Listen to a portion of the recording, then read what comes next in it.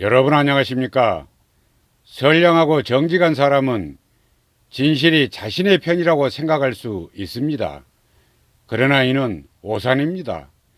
오히려 자신이 거짓에 지배당하고 있음을 고백하는 것에 다름 아닌 것입니다. 불행히도 진실은 권력의 이기적 이해관계 속에서 어느 지하벙커 콘크리트 더미에 꽁꽁 파묻어 버려야 될 그런 유일한 목격자쯤으로 여겨질 따름입니다. 권세에 누리는 자들에겐 진실이 번거로운 것이며 매우 위험한 일이기에 그렇습니다. 다만 권력은 그럴듯한 포장을 통해 표면상으로는 대중을 위해 복무하는 듯이 그렇게 사탕 발림을 하게 됩니다.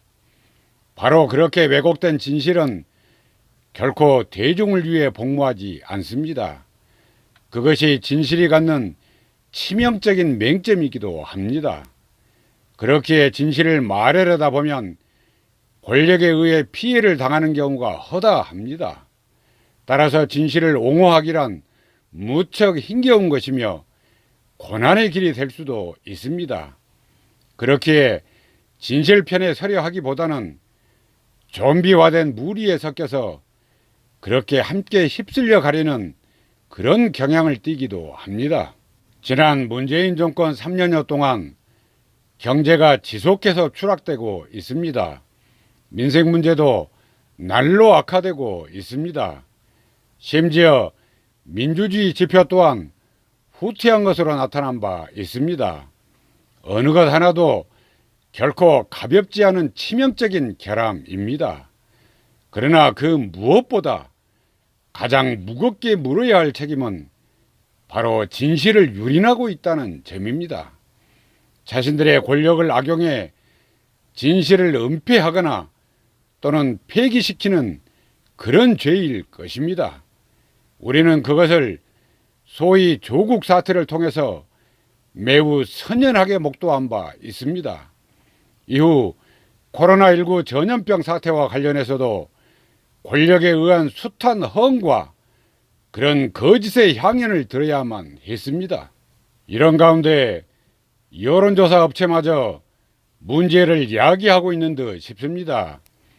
급기야 청년들로 이뤄진 어느 변호사 모임은 리얼미터를 검찰에 고발했습니다.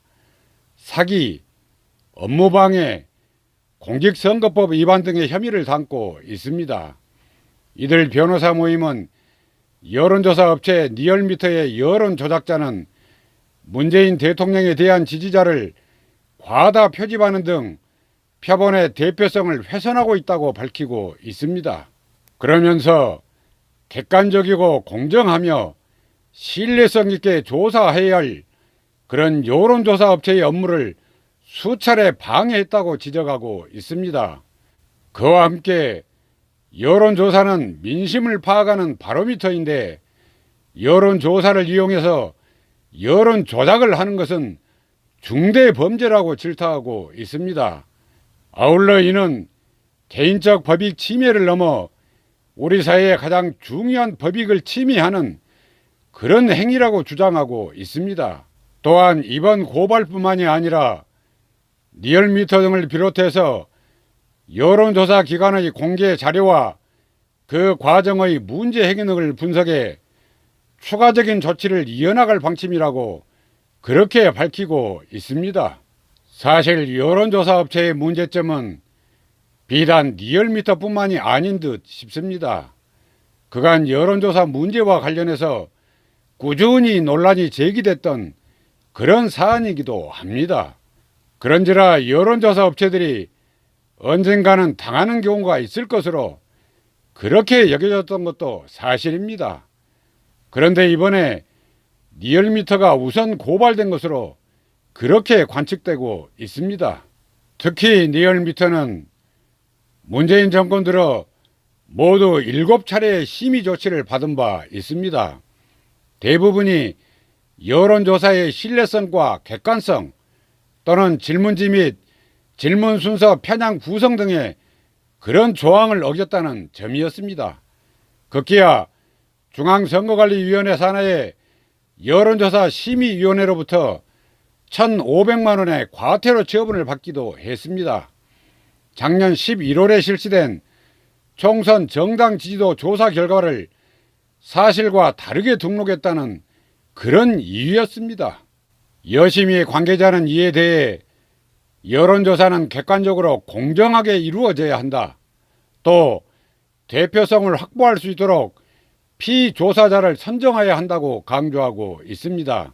그러면서 조사 결과를 왜곡할 수 있는 그런 조사 및 분석 방법을 사용해서는 안 된다고 지적하고 있기도 합니다. 또한 조사의 신뢰성 및 객관성과 관련된 4가지 조항을 어겼다고 밝혔습니다. 아울러 여론조사 중 잘못된 데이터가 수집이 됐는데 리얼미터가 이를 알고도 해당 데이터를 버리지 않고 정상 응답한 것처럼 활용했다는 점도 덧붙이고 있습니다. 결국 해당 여론조사는 공표와 보도까지 금지당하기도 했습니다. 리얼미터는 올 2월 19일과 20일 이렇게 양일간에 거쳐 실시한 서울 어느 지역 여론조사에서도 표본의 대표성을 크게 벗어난 것으로 드러났습니다. 여론조사에 참여한 이들 가운데 무려 65.7%가 지난 대선에서 문재인 대통령에게 투표한 사람이라는 점입니다. 이를 보정한 가중값 적용치 역시 63.2%에 해당됐습니다. 이는 문재인 대통령이 지난 대선에서 전체 유권자 대비 얻은 득표율인 31.6%보다 2배나 높은 수치에 해당되고 있습니다. 결국 문재인 대통령에게 투표한 사람을 2배나 더 많이 넣어서 여론조사를 했다는 그런 뜻이기도 합니다. 어떤 전문가는 이에 대해 승자 편중 현상이 있을 수 있다고 합니다.